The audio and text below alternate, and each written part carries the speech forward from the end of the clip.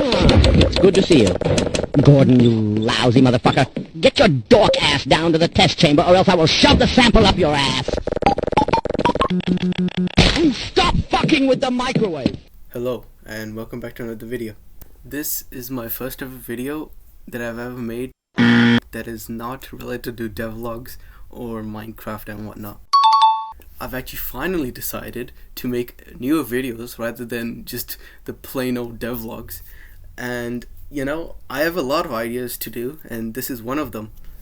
In this video, I'll show you the most coolest time-saving tips, tricks, and glitches in Half-Life. All of these glitches you see were performed in the 25th anniversary of Half-Life, but this can also be replicated in the older versions as well, hopefully.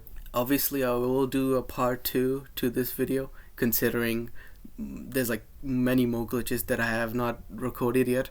So yeah, most of the glitches you see in this video would probably have already been done by 20 billion other speedrunners, but there are a few that I think that no one else has discovered except for me.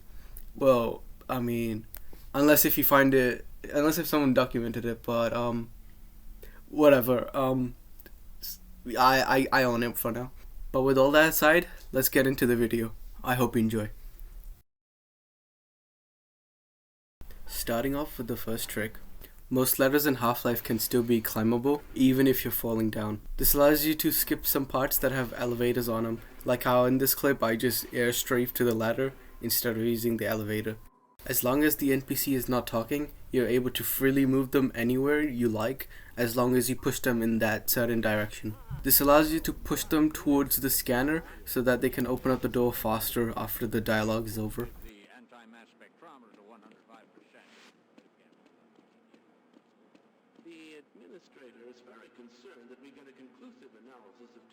You can have the scientists walk under the door, which will prevent it from closing. Why is this useful? Well, when you start the resonance cascade, you can actually skip having being teleported to different places. The way this prevents you from teleporting to different places is pretty simple. Essentially, the trigger that lets you teleport is not inside of the room where you push the scientist into the door.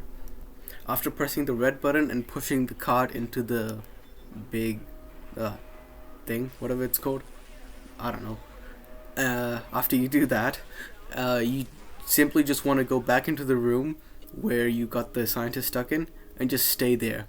Afterwards, you'll be teleported to the next area. Whenever you come across the diagonal elevator rides, you can just surf off the sides of it rather than having to take the elevator itself. You can do this by pressing the back button while surfing on any sides of the elevator, which will slow down your fall and prevent you from dying. Most elevators that I know of have a trigger that sticks out of the door, which essentially makes you be able to teleport without having to go inside of the elevator. The way you can do this is by pressing the button to open the elevator and then pressing the button that's inside of the elevator to close it again, and then hugging the elevator door when it closes, and you'll be able to teleport to the next area pretty easily. This is kind of a useless bug, but you can actually shoot the scientist that is trying to pull this other scientist out from the vent, and it'll break his animations essentially. But the downside is he cannot move, and he can only give you healing needles. That's it. Yeah, this one is kinda useless, but if you're low on health, it'll be pretty helpful. Since Half-Life is a 25-year-old game, it is prone to bugs, kinda like this one. You can get stuck in the slope between transitions to another level. I'm not sure how this one works, but it's most likely to do with the limitations of the Gold Source engine and the fact that it's literally decrepit and old and dying basically. There's actually a way to save this scientist from falling off, but it's pretty useless considering that they don't do anything at all. Saving the scientist in this game is like doing meth. It's completely useless, and plus, it's not like they're gonna make it to Half-Life 2 at all. Anyways, what was I saying? Oh yeah, just air strafe around the trigger. You got it. You can skip a portion of the level by just using the barnacle's long thing as rope and be able to just ride up it and then air strafe onto the next bridge above.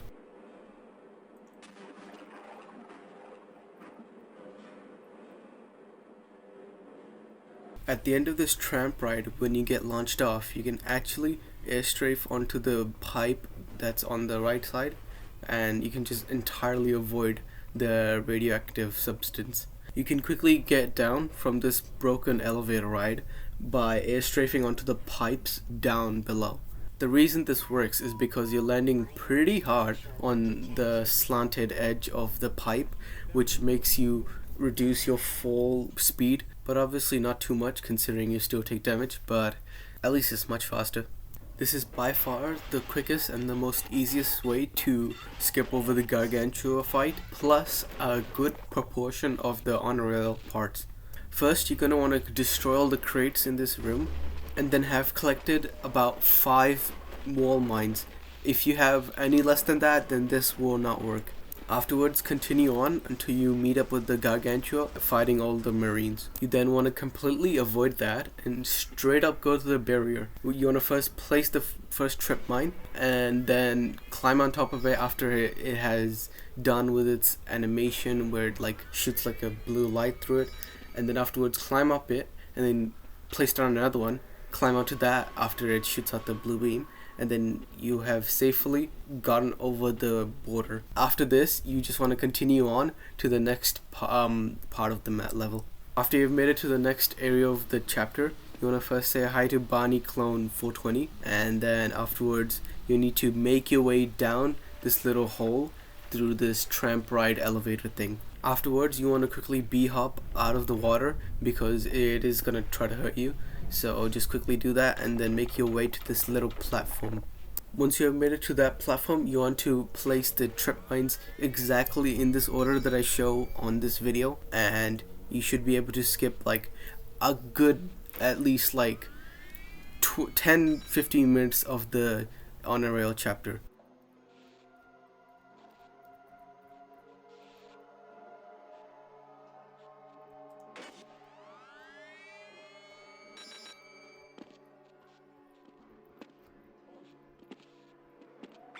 There's this weird bug later on in the on-rail chapter where you can see the Hall of Mirrors. If you don't know what that is, don't worry, I don't know it either. It is most likely something to do with the limitations of the code source engine, and like how compiling stuff back in like the dinosaur ages was like extremely weird. So yeah. Here is one of the glitches that I think might have been discovered by me. Again, I'm not really sure. I tried like searching it up online to see if like someone else has found it, but I have not seen anything on like websites or Reddit or like YouTube and stuff, so oh well.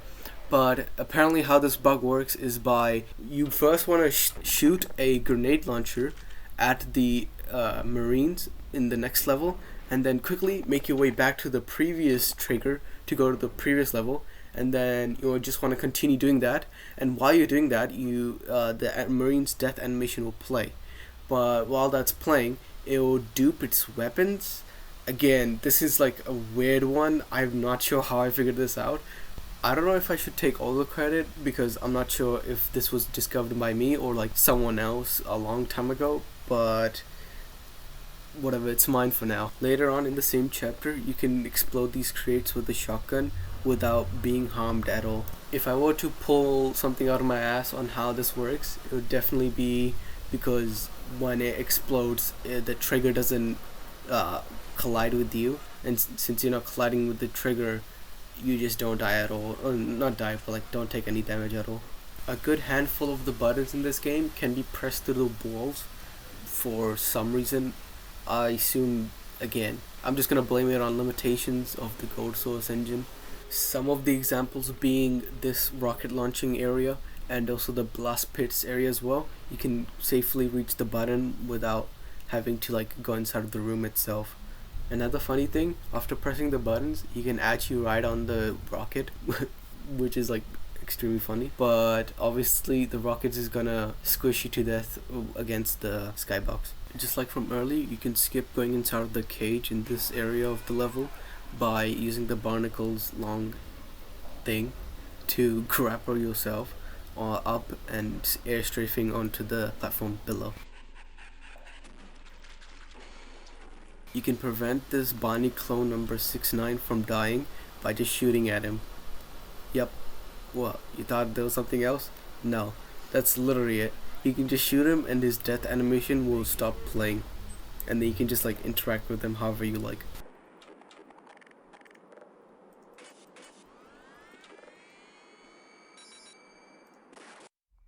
And now finally, for this next one, I don't think anyone else has ever seen before. Even my computer friends are acting up because of this. This next one is gonna terrify you. Basically, when you go up this little stairway and then go into this corner, you can actually live through! Obviously, I have no idea how this one even like came across. I just was walking around apparently and I was just like, oh, guess I'm through the wall now. It's pretty weird because you can go through it standing up, but you can't go through it when crouching. And when you crouch inside of the wall, you cannot get out of it again. This is 100% got to do with just like the extremest of the extreme limitations of the Gold Source engine, or just like a compiling issue, whatever. It's just very weird, and I have no idea how I found this one out. I have not seen this anywhere else, and for good reasons obviously, but damn, this one is really weird. You can skip having to turn on the water dam by jumping into this little crack, which will completely negate all fall damage that you might have taken.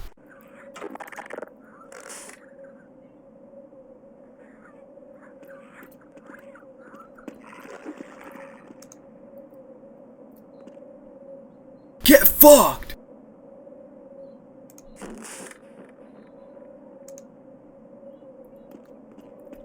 Most of the tanks in this game can be destroyed by using a crowbar on top of them, but you obviously die yourself, so just like, I guess don't do it.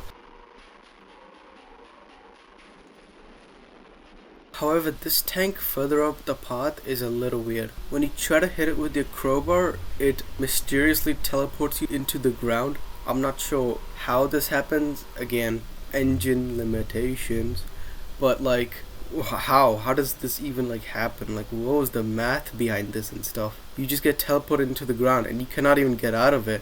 You legit cannot even like explode yourself to death like how I tried doing it here.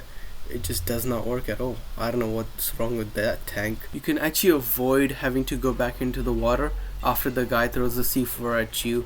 By going towards the C4, you can actually avoid the explosion, and if you're lucky enough and quick enough as well, you can also kill the guy with a headshot if he's not wearing a helmet. That also depends on whether he is generated with a helmet or not, but in this clip obviously I missed, but if you're fast enough you can definitely do it. You can actually interact with the security guard through the wall without having to go inside the room and triggering that long ass animation.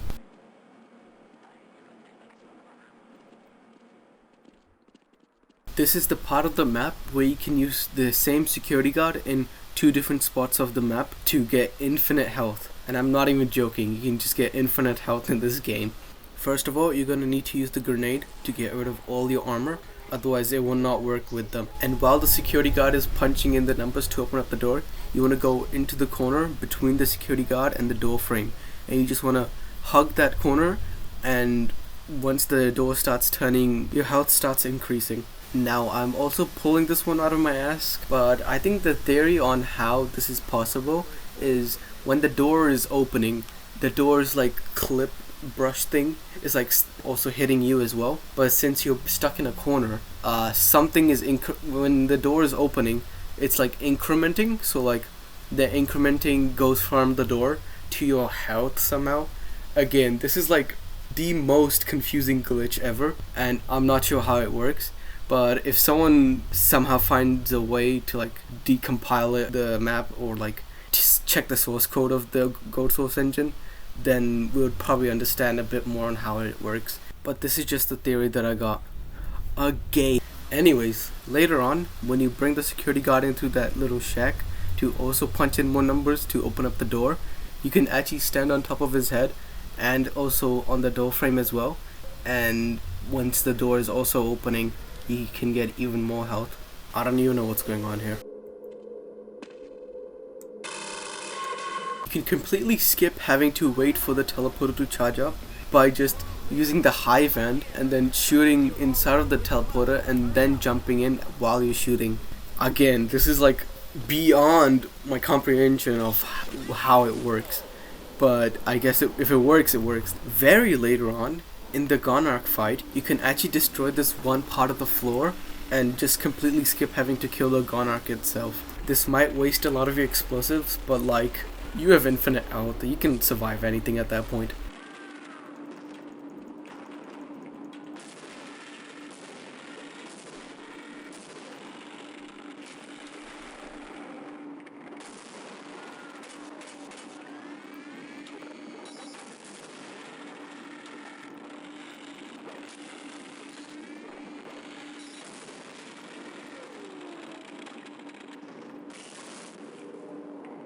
I'm sure plenty of you have seen this, but the quickest way to beat the Interloper chapter is by jumping into this extending rod thing in the ground, and then afterwards jumping onto this flying creature thing.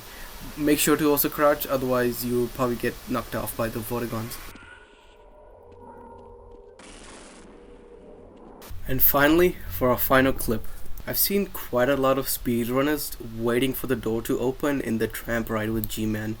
But the one thing they don't know is that you don't actually have to wait. You see, when you jump onto the door in the tramp ride, there's actually like a little lip which you can like stand on top of. And since when the door opens, it like extends out and then goes to the left to like fully open. When it's extending out, the trigger for it is actually clipped inside of the extending door. So that means once you stand on it, you can actually just like TP out of there. And with that, we have finally concluded our tips, tricks, and glitches. I would like to say thank you so much for watching this video.